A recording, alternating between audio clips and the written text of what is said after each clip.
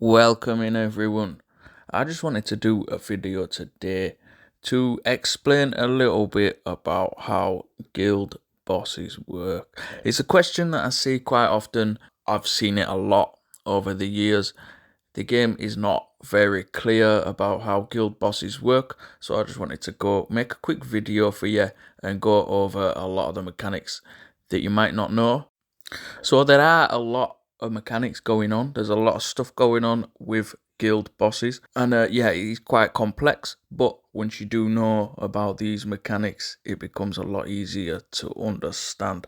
The main question that I see, that I've seen over the years, it's a recurring question. It pops up all the time. Is why does my guildmate get 2 million damage, 4 million damage, 6 million damage, whatever it is, but I can complete all 7 rounds and I only get 1 million. How does that work? That is the question that you see all the time. And the answer to that question is basically, in order to get high scores, you overkill every single round. If you go in there with a damage hammer and you press auto, you might beat all 7 rounds, but you'll only get 1 million damage and you're not going to be that high on the leaderboard.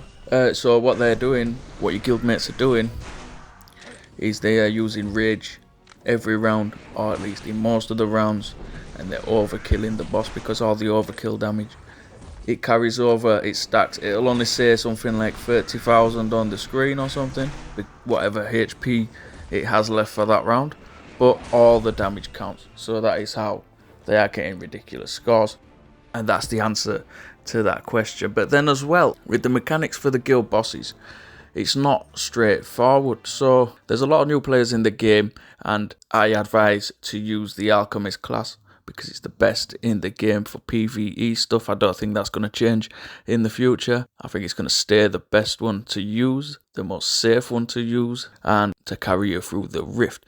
But they don't have a hero that can score high scores for the guild bosses. It don't matter. Because in order to contribute to your guild and help take down these bosses, the numbers don't even matter. There'll be some guy in your guild, maybe he's getting 9 million damage every single time. He's not doing any more damage to that guild boss than you are, and you're only getting 700,000. It don't matter, because the guild boss health is deducted by how many rounds you beat.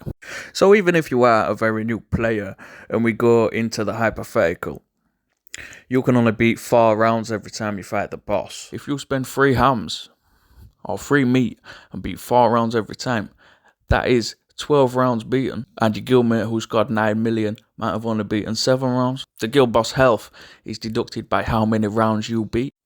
And then, now we know this information, if we go back into the hypothetical again, maybe you're using 4 dry rage, and if you're using 4 dry rage, you could score a little bit higher numbers, but you can only beat 5 rounds. Then you're actually doing worse than if you could beat all 7 rounds and score a lower number. So it's worth bearing in mind. What we normally do is we go for a big run, post a big score, big as we can, try beat our personal best, whatever it is. And then after that, just equip the damage hammer or something like that, and just auto, because it's quicker and it's going to help your guild take down that boss quicker as well. So it's just going to be a bit more easier for your guild to take down the bosses. And yeah, the numbers don't even matter really. Just the guy that's in first place is going to get a few more accolades than you. But it doesn't even matter if you place first or 25th. If you hit all the bosses that your guild summons, then it's not even going to matter. The difference is going to be so small, then I won't even worry about it. So yeah, that is how guild bosses work, and the game don't do a very good job of telling you this stuff. This is stuff that the community found out, that the community worked out, and they did the research on to figure this stuff out. And another thing as well is guild bosses will have less health if you have less members in your guild. So they're still going to be about as easy to take down whether you've got 17 members or 25 members or whatever it is. Because if you only have 17, they're just going to summon, they're going to be a bit more squishy, they're going to go down a bit quicker. It's not ideal to have a guild with less than 25 members in, but the game does make guild bosses a little bit easier for those guys that don't have full guilds yet. So yeah, there is a lot going on, and the game does not tell you about hardly any of this stuff. But I suppose if it did, you wouldn't have any reason to watch my videos, would you? And now, moving on, if we think about high scores, there's a few different things that you need to account for. The three things that you need to do really is you need to rage every round. So you need a good way to gain rage. And no, that is not Brutus. Well, not if you're optimized anyway. That's a good option, but it's not the best one. So 1, you need a way to gain rage. 2, you need a distributor hero, because they deal more damage than the damage versus all heroes, and they distribute against all the enemies. In a guild boss, there's only one enemy, so it's going to take the full force of that rage.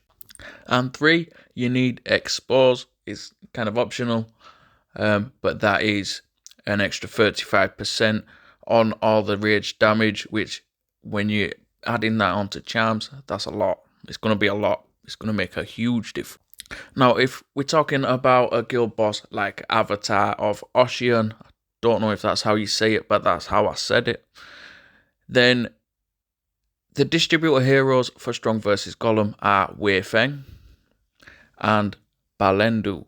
Now, Balendu is Strong versus Burn. The Rage is Strong versus Burn. That's going to be an extra 50%, so you need to factor that in as well. And then when you're in a situation like that, where's the expose going to come from? You can take Bayani for expose, but then you're not going to have burn.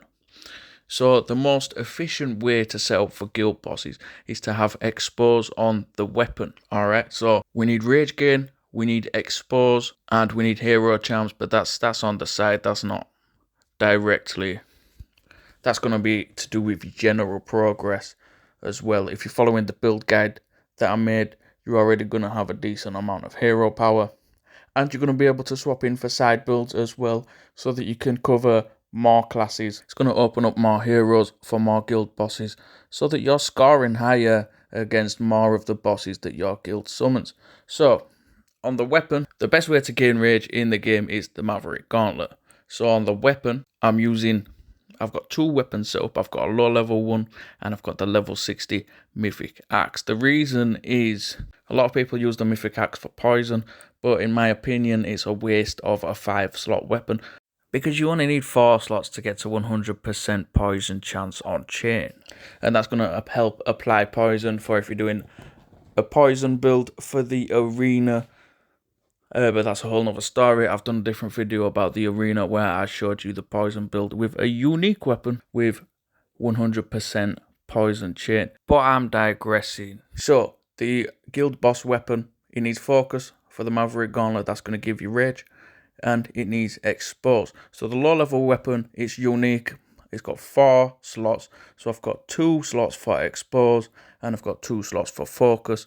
Try and get those to as close to 100% as you can. You will find that there's a lot of the bosses that are very squishy. In particular, the event bosses are really squishy. You can't punch them until like round 3, round 4 usually. So you end up just swinging a low level weapon. If it does have focus on it, that's going to help you generate rage, so that you can rage in those first 2 rounds.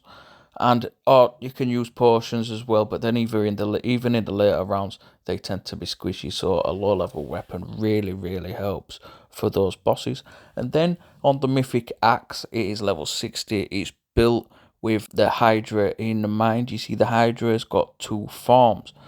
When it's zappy, it's vulnerable to expose, and that means you only need 50% expose chance to land expose on that boss, because resistance and vulnerability, it's 50% either plus or minus. So if they are resistant to expose like the other form, the strong form for the Hydra, where it's not zappy, it's got more health, so it's got more potential points, it's got more hit points basically, but it's resistant to expose. So in order to guarantee expose versus that form, you need 150%, which is 3 slots for 3 unique expose chance will give you 150%.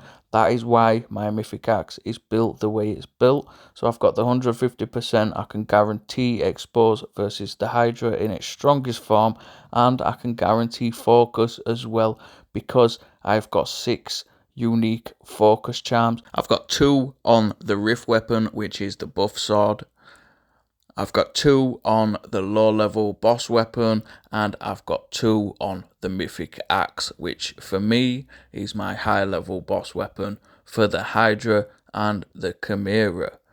Now, I know it's a little bit crazy to have this many unique charms, and I know that most people are going to be struggling to get the 2 for their main weapon in the first place.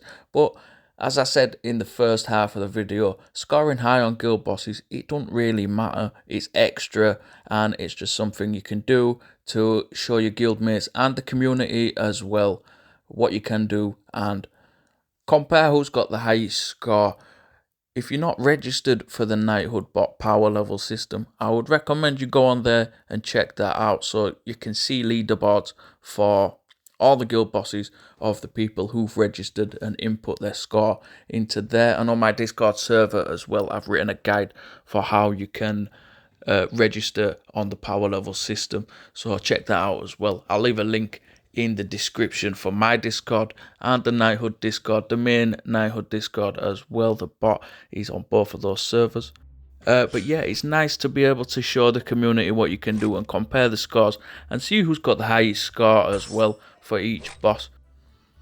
I'm going to leave you with this video of one of my Hydra runs.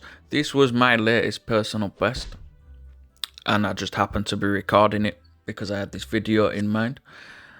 But yeah, this is how I did it. The thing to remember is you get 12 turns and there's 7 rounds. So to expose with the weapon, you need 2 turns, because expose is on ultimate, which is the 4th hit, and it has to be from the weapon. So with this in mind, you can use potions to get 2 rounds in 1 turn each, and then it's going to leave you 2 turns for every other round. With the Hydra, what I do is I use a potion on the first round and I use a potion on the 6th round, because with my amount of hero power, I've got 535% at the moment, I think. But with my amount of hero power, on round 6, I can use a Garen base power and then rage potion and follow up with a rage to complete that round in 1 turn. And I do the same thing on round 1. I just swing the weapon twice and then use a rage potion, and then that's my 2 rounds in 1 turn each. And the rest of the rounds, you generate rage on the first turn, you expose, and then you use the rage on the second turn. And as long as you can keep the momentum going, as long as you can keep the rage coming from the crits on the Maverick Gauntlet, then you're going to be absolutely fine, and you're going to get a good score as well. One thing to note is the heroes that I'm using are max star. So Garen at max stars gets 50% crit chance versus cult enemies, and if you take Hermes or Nijoro, they both have the same max star perk, so it depends who you've got max stars. I've been playing for almost 5 years, so nearly all my unique heroes are max stars through the guild wars and through the rift and all that stuff like that. I do not buy hero chests, if that's what you're thinking. They both have the same maxed out perk, which gives an extra 30% crit chance to warriors. So that stacks on top of Garen's maxed out perk, and it gives me 80% chance to land crits from Garen's power. And that is quite significant when you're fighting this boss. And here is the video anyway. Subscribe to the channel if you haven't already, or if you learned something new, drop a like, drop a comment. I'll try my best to get back to you. I have been James B09. Good luck out there.